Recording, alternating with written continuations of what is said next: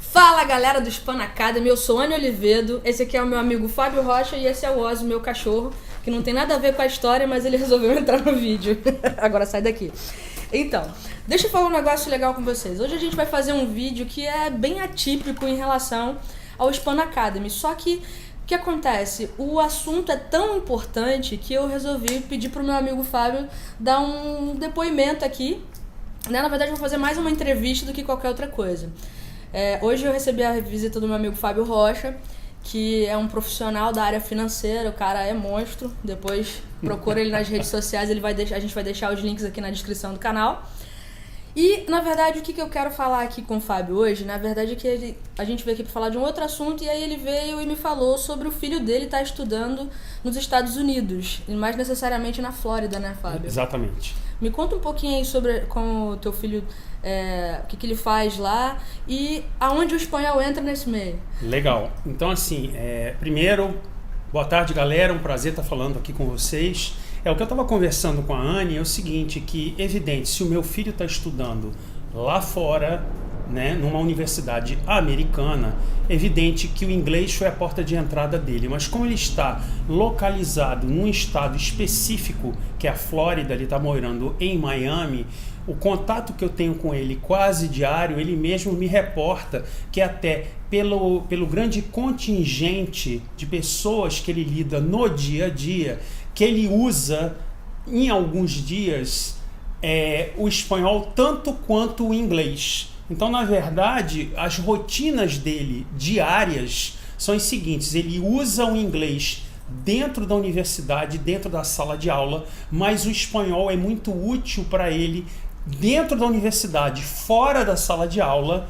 E eu diria que nas rotinas de rua, de transporte, de supermercado, essa coisa nossa do dia a dia, é quase que meio a meio ele usar o inglês e o espanhol. Então isso é uma coisa interessante, né? Porque à primeira vista a gente poderia pensar que isso não iria acontecer, mas o espanhol é muito importante até numa ocasião como essa. Até inclusive em países com língua mãe, que é o inglês, né? Exatamente. E óbvio, não desmerecendo o inglês, pelo contrário, é a terceira língua mais falada do mundo, o espanhol é a segunda. Depois a gente corta isso em produção. O espanhol é a segunda língua mais falada do mundo. Mas aí o Fábio, ele me comentou sobre muitas coisas muito interessantes, né? Principalmente quando a gente fala sobre a parte de business, né, cara? A gente vê que a gente tem um leque de países aí gigantesco em relação ao idioma espanhol. A gente tem 21 países na América Latina, contando desde a Europa, que é a Espanha, né, que é a mãe da história toda, da Espanha, e descendo ladeira abaixo, a gente tem aí mais 20 países com língua mãe espanhola. Verdade. De toda a América Latina, o único país que não fala espanhol é o Brasil. É o Brasil, exatamente. E é exatamente isso que a gente vai começar a mudar. Vamos plantar a semente do espanhol para deixar a maioria dos brasileiros com a língua afiada no espanhol, e é esse o papel do canal Span Academy, né? Eu acho fundamental porque basta as pessoas examinarem um pouquinho aqui no Brasil, desde assim, Banco Santander e algumas outras empresas importantes espanholas. Então, por exemplo, eu já tive a chance de, no passado, trabalhar em empresas espanholas aqui. Então, por exemplo, se a galera não conhece, tem o grupo Endesa Espanha,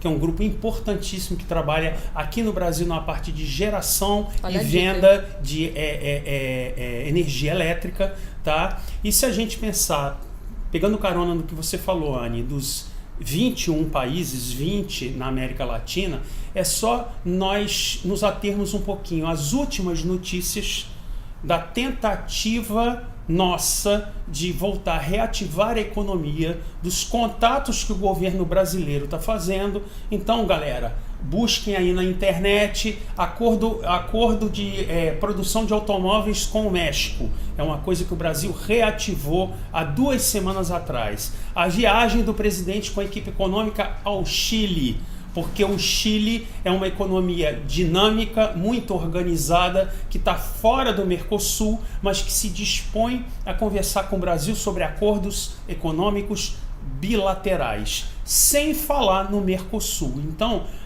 as possibilidades e a necessidade, principalmente, de você dominar o espanhol, ela vai desde o dia a dia, da parte turística até o business. Entendeu? Olha, tô tendo uma aula aqui hoje, galera. Ó, a gente, não sei como é que eu vou distribuir essa entrevista aqui com o Fábio, não sei se eu vou deixar num vídeo inteiro ou se eu vou dividir em algumas partes. Mas tem algumas curiosidades que eu quero também te perguntar. Vamos lá. Você havia comentado que você tinha trabalhado em uma empresa chilena. Isso, na verdade, quando eu citei o Grupo Endesa Espanha, é que no começo dos anos 2000, né, e aí vai denunciar aqui o meu cabelo branco, minha idade. A gente edita, certo, produção? O que ocorre? Eu trabalhei numa empresa do Grupo Endesa Espanha, eu era o controle financeiro no Brasil da empresa de software do grupo, chamada Synapsys. Essa empresa existe até hoje. E aí o que ocorria? Eu me reportava à América Latina ao controller do Chile, em termos mundiais ao controller da Espanha.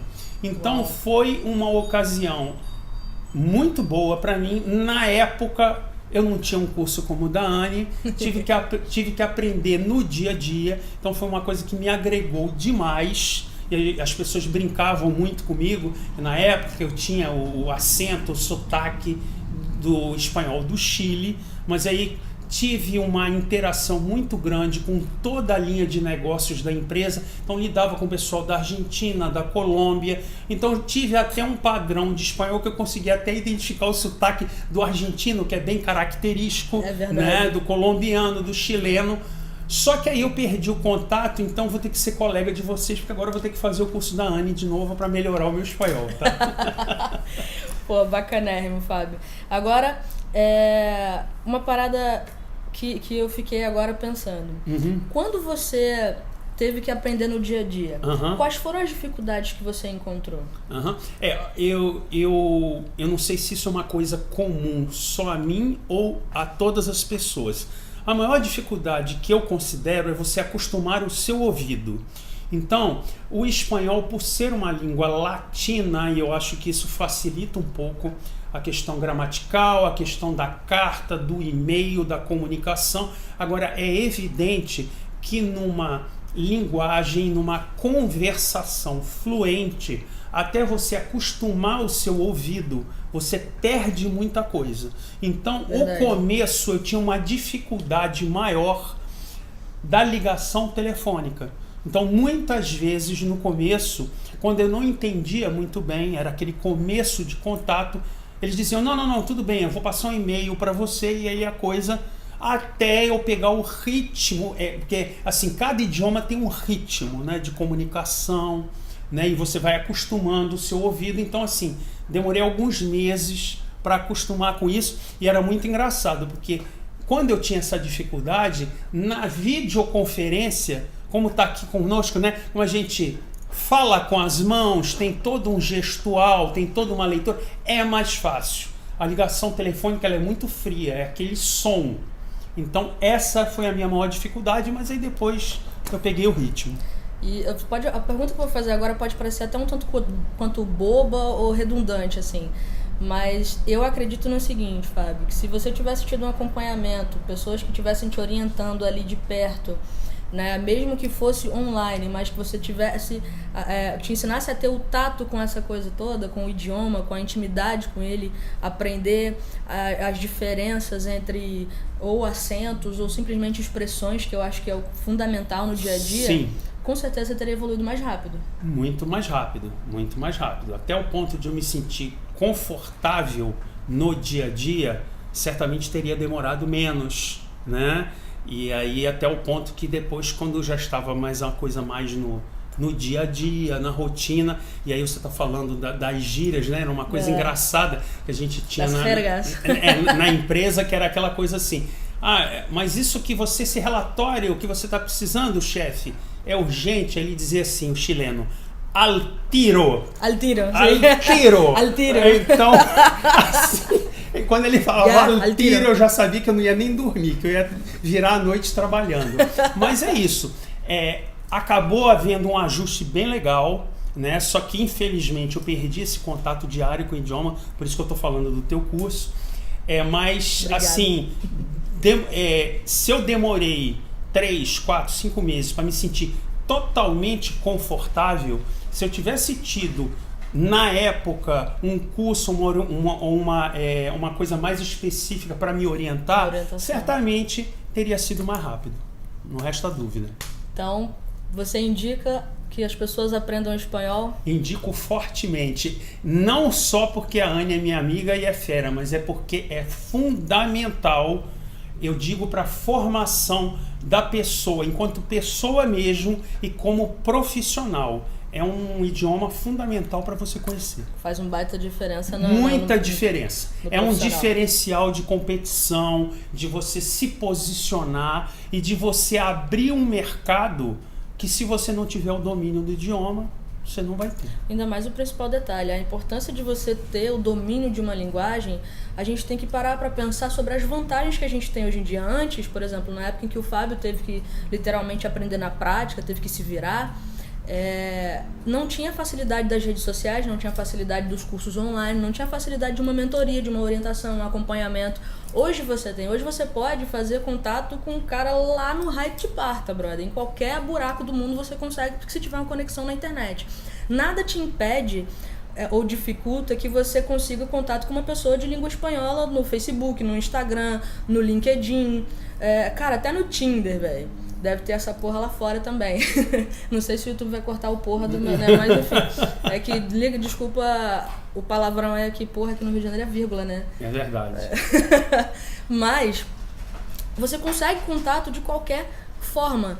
E uma vez, o que pode te impedir de repente de você fazer esse contato é você não conseguir se comunicar, fica usando o Google Tradutor, não que ele seja totalmente ruim, mas a tradução, ela não vai ser perfeita. Não vai ser. Não vai. O que eu queria também acrescentar é que a gente nunca sabe quando a gente vai precisar utilizar o idioma. Verdade. Então, assim, eu contei a história de quando eu trabalhei no Grupo Endesa Espanha. Depois, eu tive a oportunidade de trabalhar em 2 outras empresas.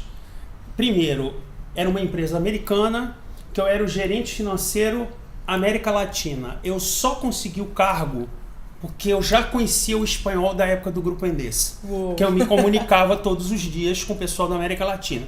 E depois eu trabalhei numa empresa grande, brasileira, que não tinha contato nenhum com a América Latina, nada, mercado brasileiro. O que aconteceu?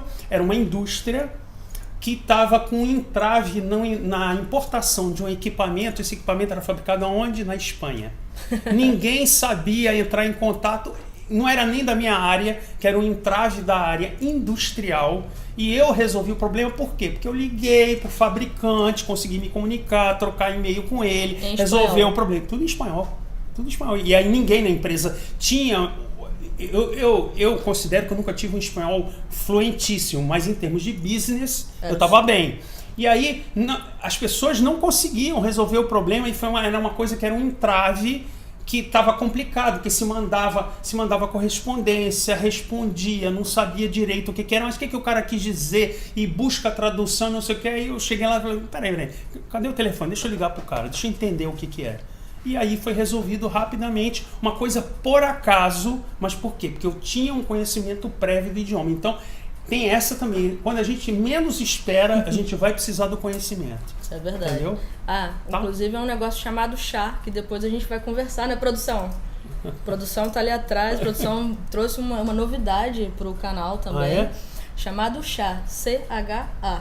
Só que esse vai ser um conteúdo para um próximo vídeo, ou de repente até para uma live, para um treinamento, não sei, ainda estou pensando o que a gente vai fazer com o chá, mas vai ter a hora do chá aqui no Span Academy. Muito e aí vocês bom, vão entender o que significam essas siglas, que não é só tomar chá, tá? Perfeito. Bom, Fábio, eu acho que já te suguei bastante. Obrigada por ter aceitado participar e dar essa força pra galera e pro canal. Um grande prazer. É bom que aí, quanto mais tempo eu ficar aqui com vocês, aí eu negocio um desconto no curso dela para o seu aluno. Beleza? Ó, tu vê lá, vai estar na Hotmart, hein? Ó, obrigada, gente. A gente se vê no próximo vídeo e hasta pronto. Tchau, galera. Foi um prazer.